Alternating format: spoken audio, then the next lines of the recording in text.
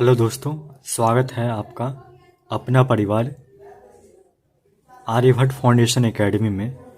दोस्तों, आज हम पढ़ने वाले हैं वास्तविक संख्या, जो कक्षा 10 की अध्याय 1 है।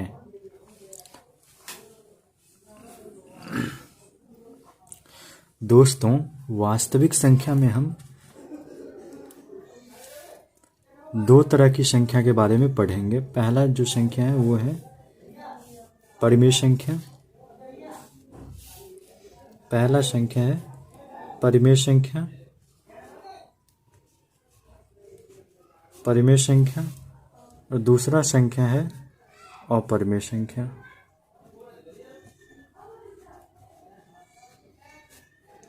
दोस्तों, अब हमें ये जानना चाहिए जो परिमेय संख्या क्या होती है और अपरिमेय संख्या क्या होती है। तो परिमेय संख्या वो संख्या है जिसे हम p/q के रूप में व्यक्त करते हैं।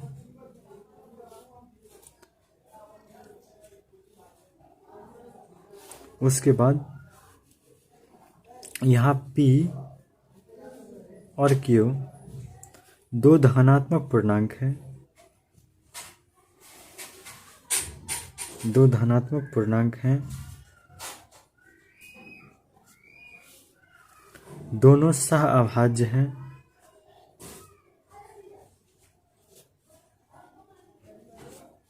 उसके बाद Q की वैल्यू जो है 0 नहीं होनी चाहिए।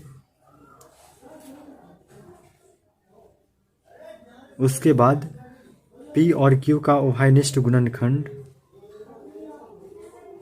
उभयनिष्ठ गुणनखंड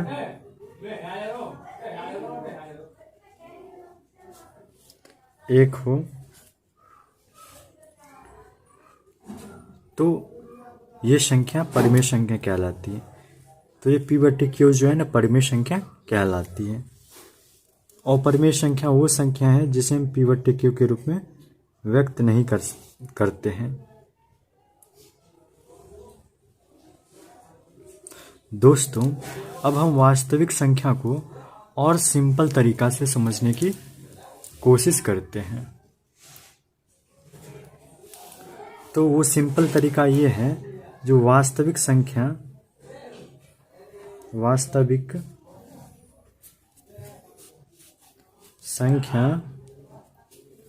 वो संख्या है जो संख्या रेखा पर उपस्थित है। वो संख्या है जो संख्या रेखा पर उपस्थित है। ऐसे संख्या वास्तविक संख्या कहलाती है। अब संख्या रेखा पर कौन कौन सी संख्या उपस्थित है ये हमें जानना चाहिए। तो संख्या रेखा पर ये हमारा रहा संख्या रेखा। 0 के दाईं ओर धनात्मक पूर्णांक धनात्मक संख्या 1 2 3 4 5 ये इनफाइनाइट तक बढ़ती जाएगी। इसी तरह 0 के बाईं ओर -1 ऋणात्मक संख्या -2 -3 -4 -5 ये माइनस इनफाइनाइट तक बढ़ती जाएगी। ये संख्या रेखा पर दोस्तों दो तरह की संख्या है। पहला संख्या जो दिख रहा है, जो दिखता है, और दूसरा जो नहीं दिखता है, जो नहीं दिखता है। दोस्तों, जो दिखता है उसे हम पूर्णांक संख्या कहते हैं। क्या कहते हैं? पूर्णांक संख्या। जैसे ये सब दिख जो रहा है 1 2 3 4 5, इस साइड -1 -2 -3 -4 -5, ये अप टू इनफाइनाइट तक। अब भैया जो नहीं दिख रहा है वो दो पूर्णांक के बीच वाली संख्या है। जैसे पूर्णांक 1 और 2 के बीच वाली संख्या, पूर्णांक 2 3 के बीच वाली संख्या। तो दो पूर्णांक के बीच में जो संख्या है, बीच वाली संख्या।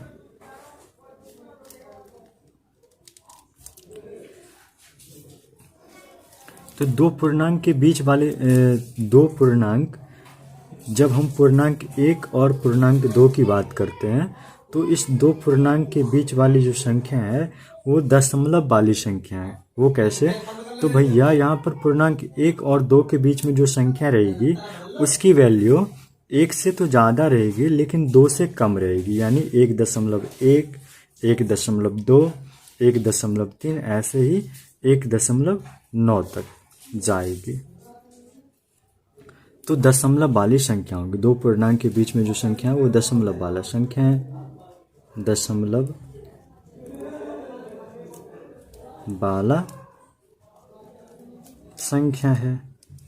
तो दशमलव वाली जो संख्या है वो फिर इसके 3 पार्ट है। दशमलव वाली संख्या के 3 पार्ट है,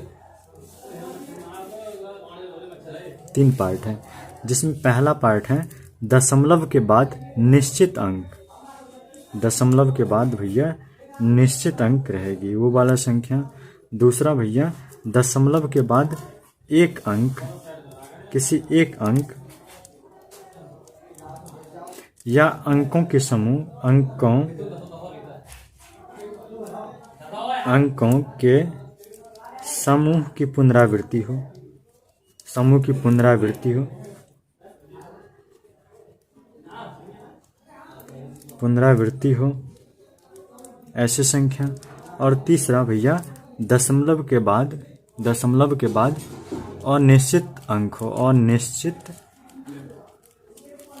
अंक हो। तो इसमें से जो संख्या दिखती है उसे पूर्णांक कहते हैं, जो संख्या नहीं दिखती है वो दो पूर्णांक के बीच की संख्या, पूर्णांक 1 और 2 की बात जब हम बात करते हैं तो इसके बीच की संख्या है, यानी दशमलव वाली संख्या है। अब ये दशमलव वाली संख्या 3 तरह की होगी। पहला तो दशमलव के बाद जब निश्चित अंक होगी, दूसरा दशमलव के बाद एक अंक या अंकों के समूह की पुनरावृत्ति होगी, और तीसरा अनिश्चित अंक वाले होंगे। तो ये पूर्णांक वाले जो है, पूर्णांक वाले को हम p/q के रूप में लिख सकते हैं। फिर दशमलव में जब हम चलते हैं, दशमलव वाली संख्या की जब हम बात करते हैं तो दशमलव के बाद निश्चित अंक वाली संख्या को हम p/q के रूप में लिख सकते हैं। फिर दशमलव के बाद रिपीटेशन वाली संख्या यानी पुनरावृत्ति वाली संख्या को हम p/q के रूप में लिख सकते हैं। जब हम बात करते हैं अनिश्चित अंक वाली संख्या को के बारे में तो इसे हम p/q के रूप में नहीं लिख सकते हैं भैया। अब इससे पहले ही हम पढ़ चुके हैं क्या, वो संख्या जिसे हम p/q के रूप में लिखते हैं उसे परिमेय संख्या कहते हैं। वो परिमेय संख्या कहलाती है। तो पूर्णांक जो है परिमेय संख्या कहलाएगी। ये पूर्णांक जो है ये परिमेय संख्या कहलाएगी। फिर ये वाली निश्चित अंक वाली संख्या जो है ये भी पूर्णांक परिमेय संख्या कहलाएगी। पुनरावृत्ति वाला जो है ये भी परिमेय संख्या कहलाएगी। ये अपरिमेय संख्या कहलाएगी। यानी जहाँ से हमने स्टार्ट किया था वहीं पे आके ख़त्म कर दिया। क्या वास्तविक संख्या में दो संख्या के बारे में पढ़ना है, पहला परिमेय दूसरा अपरिमेय। अब संख्या रेखा के थ्रू से जब हम समझने की कोशिश किए तो इससे भी पता चला जो दशमलव क्या वास्तविक संख्या में हमें दो संख्या के बारे में पढ़ना है, पहला परिमेय दूसरा अपरिमेय संख्या। तो यहाँ से जब हम कंक्लूजन की बात करते हैं, कंक्लूड करने की बात करते हैं, कंक्लूजन की जब हम बात करते हैं, कंक्लूजन यानी सारांश यानी हमें इस चैप्टर में किसके बारे में पढ़ना है, क्या पढ़ना है। तो इसमें पहला परिमेय के बारे में पढ़ना है, ए पार्ट में परिमेय के बारे में। परिमेय में भी पहला हमें पढ़ना है पूर्णांक के बारे में, पूर्णांक संख्या के बारे में। दूसरा हमें पढ़ना है निश्चित अंक वाला जो है वो दशमलव के बाद निश्चित अंक वाला। तीसरा हमें पढ़ना है पुनरावृत्ति वाला।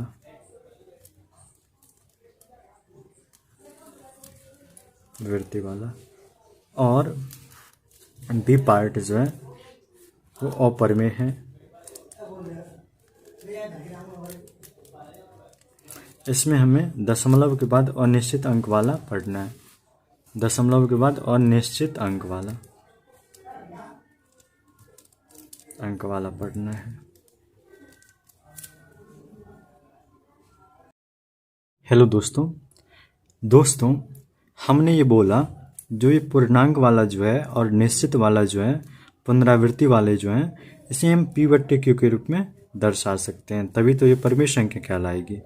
और इसे नहीं दर्शा सकते हैं तो भैया इसे यदि हम p/q के रूप में दर्शा सकते हैं तो कैसे, वो भी तो हमें बताना चाहिए ना। जो इसे पूर्णांक संख्या जो है ये p/q के रूप में कैसे चेंज हो गया, ये निश्चित अंक वाले कैसे p/q के फॉर्म में चेंज हो गया, पुनरावृत्ति वाला कैसे बदल गया, ये भी तो बताना चाहिए ना।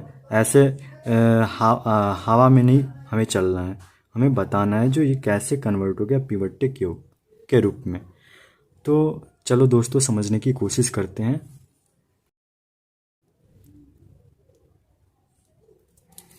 दोस्तों ये पूर्णांक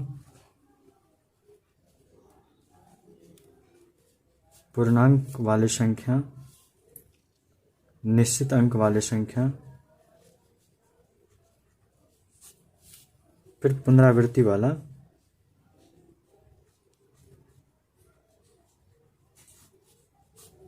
संख्या, इसे हम p/q के फॉर्म में चेंज कर सकते हैं, तभी तो ये परिमेय संख्या कहलाया। वो कैसे, अभी समझने की कोशिश करते हैं।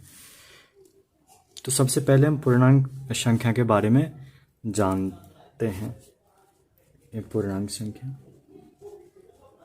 के बारे में, तो पूर्णांक संख्या में हम कुछ पूर्णांक संख्या लेते हैं और उसके बारे में जानने की कोशिश करते हैं। पूर्णांक 2, 3, 4, 5, 6, 7। इन पूर्णांक को जब हम 1 से डिवाइड करते हैं, 1 से डिवाइड करते हैं, तो ये पूर्णांक संख्या जो है p/q के फॉर्म में बदल गया, p/q के फॉर्म में आ गया। और हमें पता है वो संख्या जो p/q के फॉर्म में है, p/q के रूप में है, वो परिमेय संख्या कहलाती है। तो यहाँ से कंक्लूजन ये निकल के आया, जो पूर्णांक संख्या जो है ये परिमेय संख्या कहलाती है। यानी प्रत्येक पूर्णांक संख्या को हम परिमेय संख्या कह सकते हैं, क्योंकि प्रत्येक पूर्णांक संख्या को हम p/q के फॉर्म में बदल सकते हैं।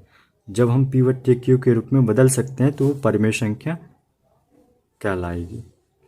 लेकिन इसके जस्ट उल्टा, यानी प्रत्येक परिमेय संख्या पूर्णांक संख्या नहीं कहलाएगी। जैसे जब हम परिमेय संख्या 2/3 की बात करते हैं तो ये परिमेय संख्या तो है, भिन्न 2/3 की बात करते हैं तो ये परिमेय संख्या है, लेकिन ये पूर्णांक संख्या नहीं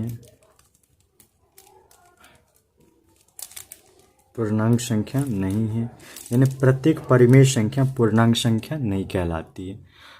पर इसके रिवर्स वाला जो है प्रत्येक पूर्णांक संख्या परिमेय संख्या कहलाती है। दोस्तों अब हम नेक्स्ट पॉइंट जो है निश्चित अंक वाला, इसके बारे में समझने की कोशिश करते हैं। जो ये निश्चित अंक वाला जो है ये कैसे p/q के रूप में बदल गया, निश्चित अंक वाला कैसे p/q के रूप में बदला जा सकता है। तो निश्चित अंक वाले हम संख्या लेते हैं 2.5, 4.75, यानी दशमलव के बाद निश्चित अंक आया है यहाँ पे दशमलव के बाद एक अंक है और यहाँ दशमलव के बाद 2 अंक हैं। हमें दशमलव हटाना आता है। वो कैसे हटाएंगे? जब दशमलव के बाद एक अंक हो तो उसके लिए हमें बट्टा में 10 देना होगा। जब दशमलव के बाद 2 अंक हो, दशमलव हटाने के बाद बट्टा में 100 देना होगा। जब इसको सिंप्लीफाइड करते हैं तो यहाँ 25 और 5 दूना 10 आती है। जब इसको सिंप्लीफाइड हम करने की कोशिश करते हैं तो ये सिंप्लीफाइड करने के बाद 2.5 और 4.75, इसको सिंप्लीफाइड जब हम किए तो 2.5 के लिए हम जो ऑब्टेंड किए वो जो हमने पाया वो 5/2 है, और 4.75 के लिए हमने 19/4 पाया।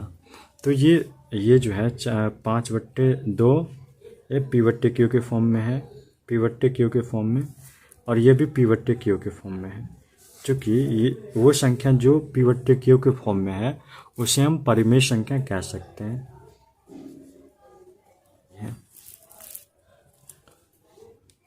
अगला जो वो है पॉइंट, उसके बारे में समझते हैं। पुनरावृत्ति वाला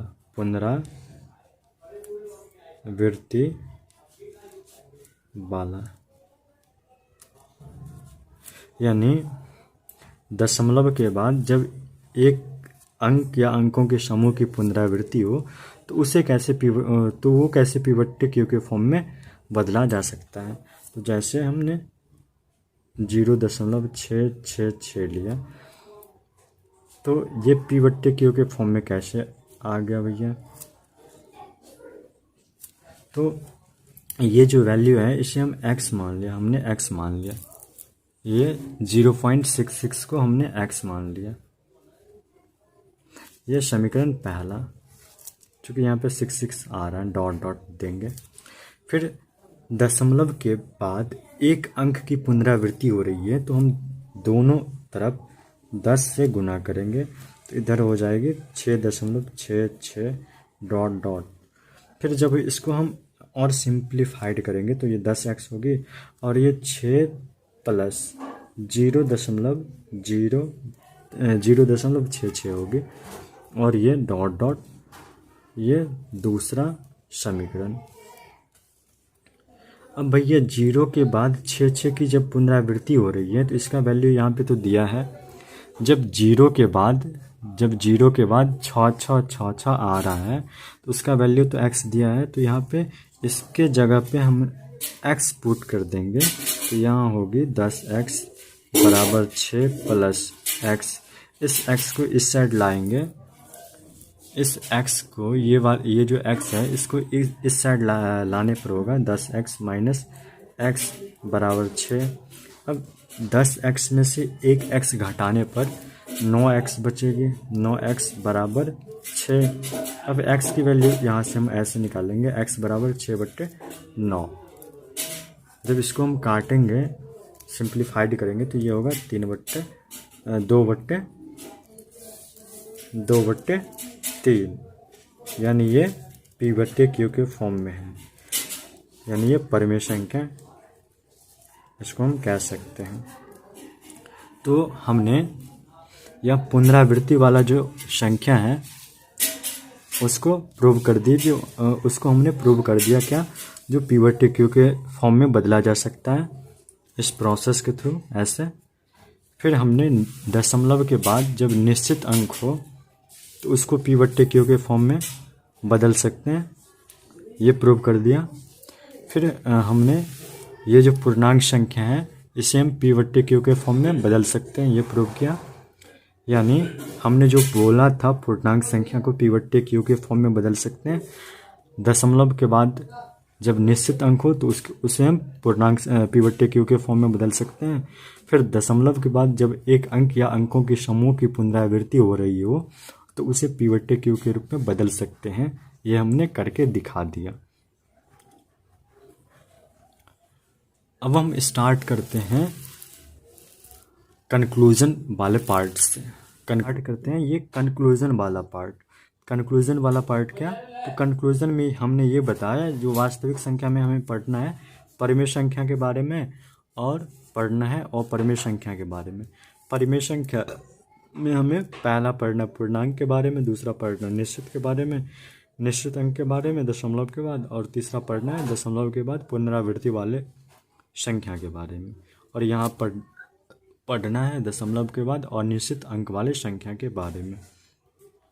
तो भैया अब हमें ये देखना है जो पूर्णांक में हम क्या पढ़ेंगे, फिर ये जो निश्चित अंक वाला है इसके लिए हम क्या पढ़ेंगे, ये हमें देखना है।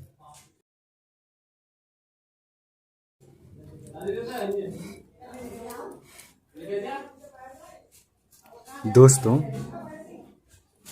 ए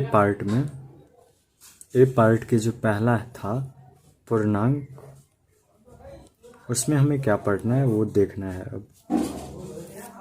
तो ए पार्ट की पहला जो है वो पूर्णांक है। पूर्णांक में हमें मौसों के बारे में पढ़ना है, फिर लॉसों के बारे में पढ़ना है। मौसों को HCF कहते हैं हम, और लॉसों को LCM कहते हैं। HCF बोले तो हाईएस्ट कॉमन फैक्टर, और LCM बोले तो लोएस्ट कॉमन फैक्टर। तो ये पढ़ने के लिए दो प्रोसेस हैं। पहला प्रोसेस है यूक्लिड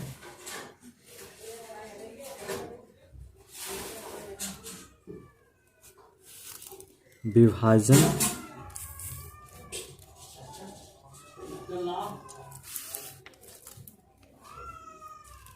प्रमेय का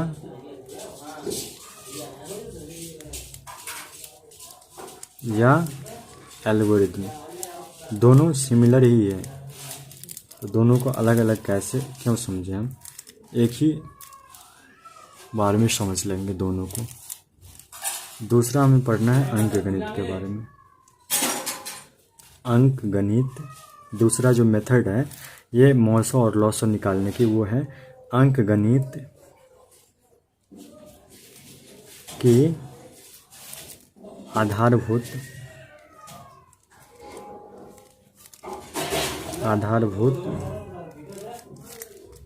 प्रमेय ये है। यानी पूर्णांक संख्या जो है इसमें हमें पूर्णांक संख्या की मौसों और लॉसों निकालना है। अब ये मौसों और लॉसों कैसे निकलेगी, तो इसके लिए दो प्रोसेस हैं। NCERT में 3 प्रोसेस लिख रखा है। पहला यूक्लिड विभाजन प्रमेय का, दूसरा यूक्लिड विभाजन एल्गोरिथम, तीसरा अंक गणित की आधारभूत प्रमेय। दोस्तों ये यूक्लिड विभाजन प्रमेय का और एल्गोरिथम दोनों सिमिलर ही है, तो इसे हम एक ही कॉन्सेप्ट में समझ लेंगे। और अंक गणित जो है ये थोड़ा अलग है, यानी दो मेथड हैं अंक गणित वाला। पहला प्रमेय का और एल्गोरिथम, दूसरा अंक गणित की आधारभूत प्रमेय। अब ये पहला प्रोसेस जो है, पहला वाला प्रोसेस प्रमेय का, ये जो है प्रमेय का यूक्लिड विभाजन प्रमेय का या एल्गोरिथम,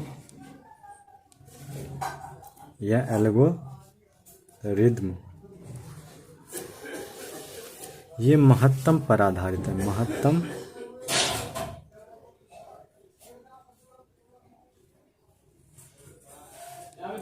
महत्तम पर आधारित है।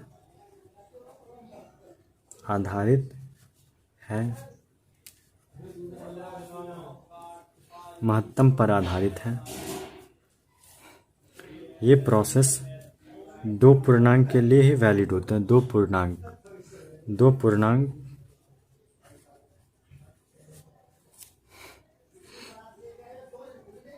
संख्या के लिए वैलिड होती है।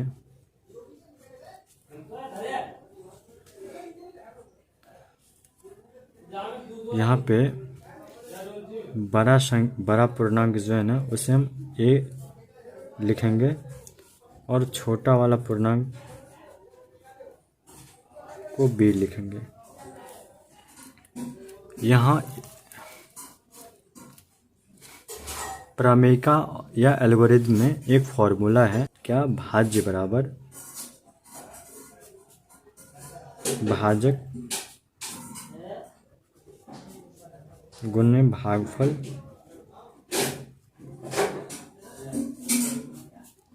जोड़ शेषफल।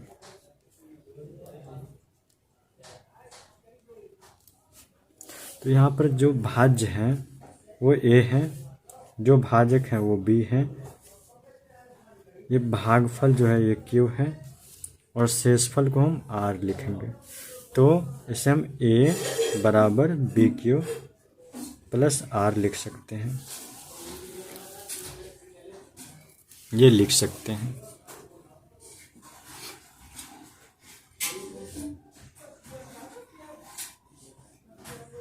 जहाँ ये r जो है शेषफल, ये भाजक से तो कम होगी, भाजक बोले तो b कम होगी, लेकिन 0 से बड़ा या बराबर होगी, 0 से बड़ा या बराबर होगी।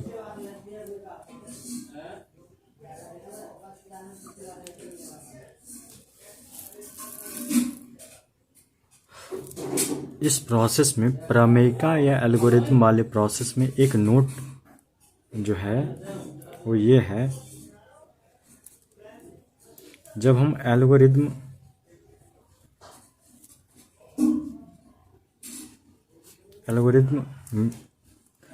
की बात कर रहे होंगे, जब हम एल्गोरिथम की बात कर रहे होंगे तो उसमें जो स्टेप हैं वो स्टेप दो भाग में बटा होगा। पहला तो पिछला स्टेप, पिछला और ये अगला। पिछला स्टेप की जो शेषफल होगा, पिछला स्टेप की जो शेषफल होगा वो अगला स्टेप में जाकर भाजक बन जाएगी, और पिछला स्टेप की जो भाजक है वो अगला स्टेप में भाज्य बनेगी।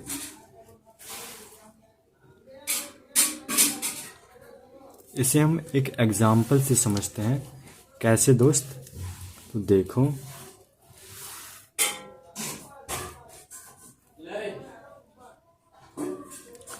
हमें बोला जा रहा है क्या? HCF निकालो 135 और 225 के बीच। तो जो छोटा है उसे B मानेंगे, जो बड़ा है वो A। यानी जो बड़ा है वो भाज्य होगा, जो छोटा है वो भाजक होगा। यानी 225 भाज्य और 135 भाजक। तो यहाँ जब हम महत्तम करेंगे तो ये 135 भागफल 1 शेषफल 90।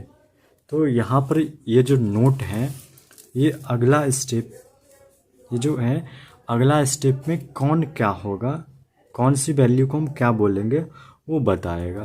तो पिछला स्टेप की जो ये शेषफल है, पिछला स्टेप की दोस्तों ये जो शेषफल है ये अगला स्टेप की भाजक बनेगी, भाजक बन गया। और ये पिछला स्टेप की भाजक जो है वो अगला स्टेप में भाज्य बनेगी, भाज्य बन गया। अब 90 शेषफल भागफल 1 शेषफल 45। फिर अगला स्टेप की जो, पिछला स्टेप की जो ये जो शेषफल है अगला स्टेप के लिए भाजक बनेंगे, और ये भाजक 90 ये भाज्य बनेंगे। फिर 45 दूना 90, 90 यहाँ शेषफल 0 आ गया। तो ये प्रोसेस जो है, ये जो प्रोसेस देख रहे हैं, यानी ये प्रोसेस जहाँ शेषफल 0 आ रहा है वो एल्गोरिथम कहलाती है। वो प्रोसेस, जिस प्रोसेस में शेषफल 0 आ रहा हो वो प्रोसेस एल्गोरिथम कहलाती है, यानी यूक्लिड विभाजन एल्गोरिथम। और इस यूक्लिड विभाजन एल्गोरिथम की प्रत्येक स्टेप, एक तो ये स्टेप हो गया दूसरा ये स्टेप हो गया, तीसरा ये स्टेप हो गया। प्रत्येक स्टेप प्रमेयिका कहलाती है, यानी यूक्लिड विभाजन प्रमेयिका कहलाती है। और यहाँ वो स्टेप वो स्टेप वो स्टेप वो स्टेप जिस स्टेप की शेषफल 0 हो, शेषफल 0 आए, उस स्टेप की भाजक जो है, भाजक वो मौसक कहलाएगी। मौसक बोले तो HCF। तो ये लास्ट वाला स्टेप जो है, इसके शेषफल 0 आ रहा है, तो इसका भाजक जो है 45, ये इस 135 और 225 की मौसक कहलाएगी, यानी इसकी मौसक जो होगी वो 45 होगा।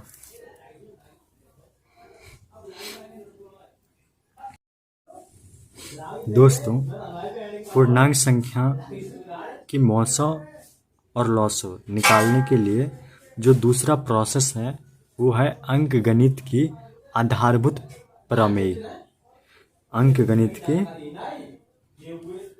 जो दूसरा प्रोसेस है अंकगणित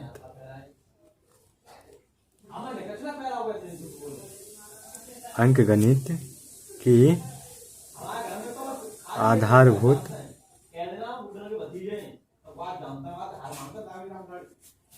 प्रमेय।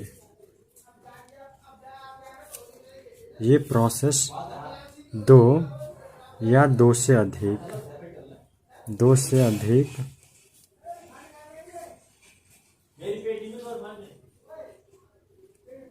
अधिक पूर्णांक के लिए वैलिड होती है, वैलिड है। इस प्रोसेस के थ्रू हम पूर्णांक संख्या की मौसों और लॉसों दोनों निकाल सकते हैं, जबकि पिछला जो प्रोसेस था उसका यूज करके हम सिर्फ मौसों निकाल सकते थे। ये प्रोसेस जो है अभाज्य गुणनखंड पर आधारित है। अभाज्य गुणनखंड पर आधारित है।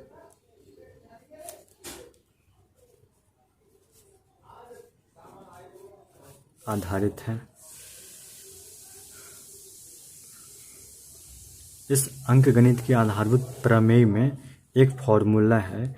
यदि पहला संख्या, दूसरा संख्या और HCF या LCM इसमें से कोई एक पता हो तो आप दूसरा निकाल सकते हो। वो कैसे? वो ऐसे, इस रिलेशन से क्या पहली संख्या गुने दूसरी संख्या बराबर HCF गुने LCM। ये फॉर्मूला का यूज़ करके हम निकाल सकते हैं HCF या LCM।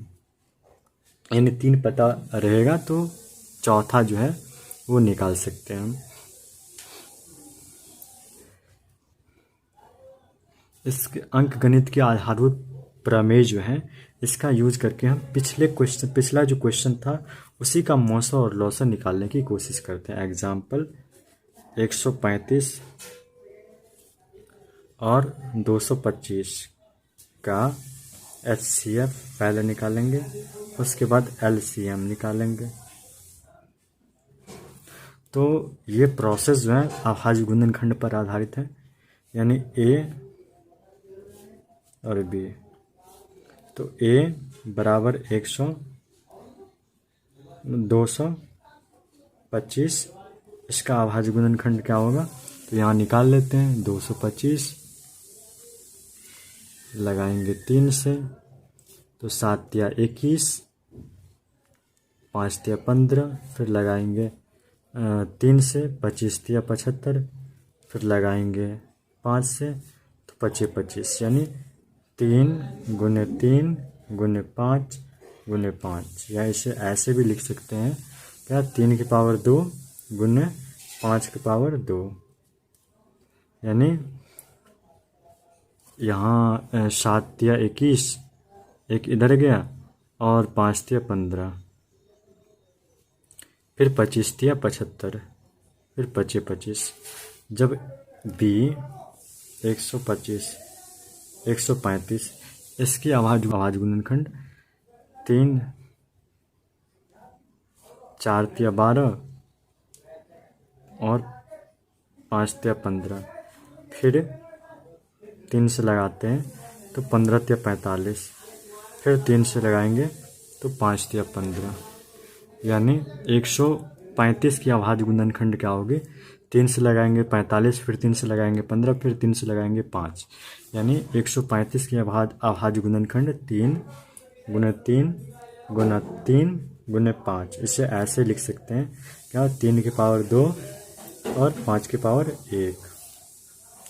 अब जब हम मौसा निकाल रहे होंगे उस समय ये ध्यान देना होगा क्या, मौसों में हम अभाज्य गुणनखंड के उन पूर्णांक को लेंगे जिसकी पावर कम है। मौसों में अभाज्य गुणनखंड के, ये जो अभाज्य गुणनखंड है, अभाज्य गुणनखंड, इसके इस अभाज्य गुणनखंड में से उस पूर्णांक को लेंगे जो दोनों में कॉमन हो, पहली बात, और जिसकी पावर सबसे कम हो। यहाँ 3 के पावर 3 है।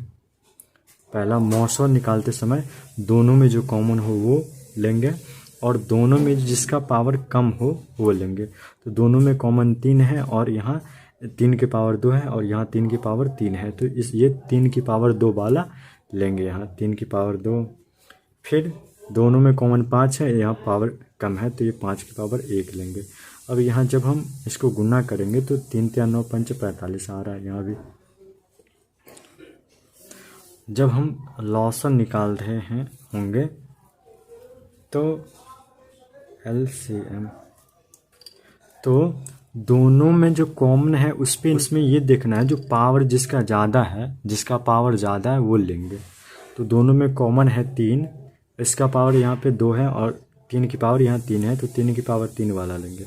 यहाँ पावर ज़्यादा वाला लेंगे, और यहाँ पे पावर 1 है, यहाँ पे पावर 2 है, तो पावर 2 वाला लेंगे। यानी 3 तिया 9 तिया 27 गुने 25,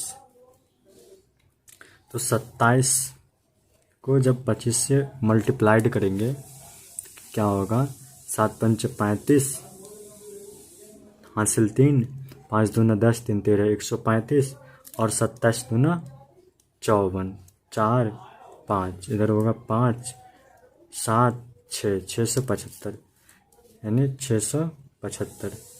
लौसा कितना होगा, 675, मौसा होगा 45।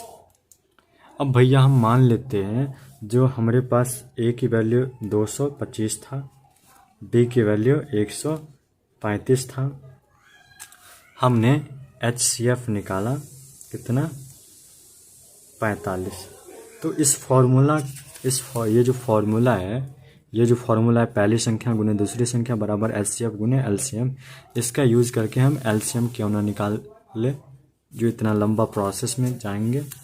तो इसका जब हम यूज करेंगे तो पहली संख्या क्या है, यहाँ पे 225, दूसरी संख्या क्या है 135, बराबर HCF क्या है 45,